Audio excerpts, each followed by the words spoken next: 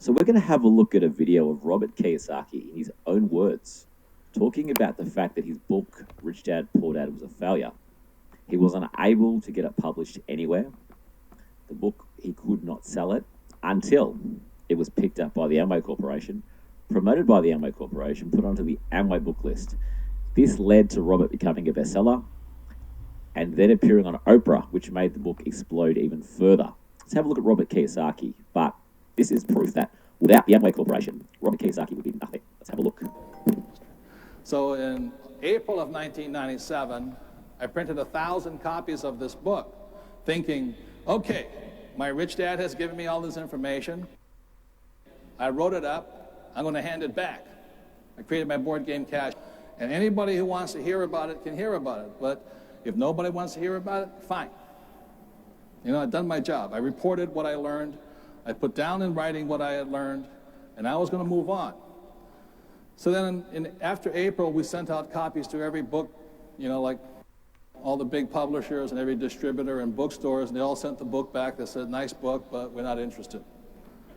So after about 3 months, I still had 1,000 copies of this book. And nobody wanted the thing. So I called my friend up in Austin, Texas, and I said, hey, Keith, you have this car washes. Would you mind putting some of my books in your car wash? And he said, we don't sell books in car washes.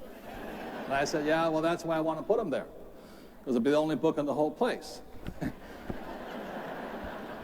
And he says, I'll take 12 books on consignment. If they don't sell, you get them back. I said, yeah, okay, you know, no problem. Now, this is a true story. This is how Rich Dad, Poor Dad got started. So I shipped him 12 books. I called him a week later. He says, they're still here. They said, right by my cash register. Nobody wants them. I said, okay, well, that's fine. Keep them there. And then he called me up and he said, hey, guess what? About 2 weeks later, all the books are gone. I said, really? You want some more? He goes, no. You know? So then the time goes on and on and on. So now it was published in April. It's now about August. You know, nobody wants to book. I get this phone call, and the guy from hello. I said, hello? He says, my name is Bill Galvin from Dallas, Texas. You know? I said, how you doing, Bill? He says, good book you got there. I said, oh, you the guy that bought it? He says, yeah, I got all 12 copies now. I said, really? Really? Oh, I appreciate it. Why'd you buy 12 copies? He says, well, how many copies you got left? I said, 1,000 minus 12. And he says, I'll take them. I said, you'll take them, all 1,000? And he goes, yeah. So who are you?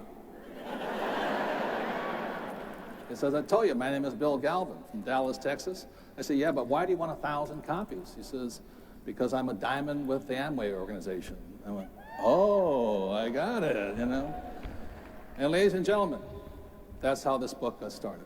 So I'm here to say thank you all very much.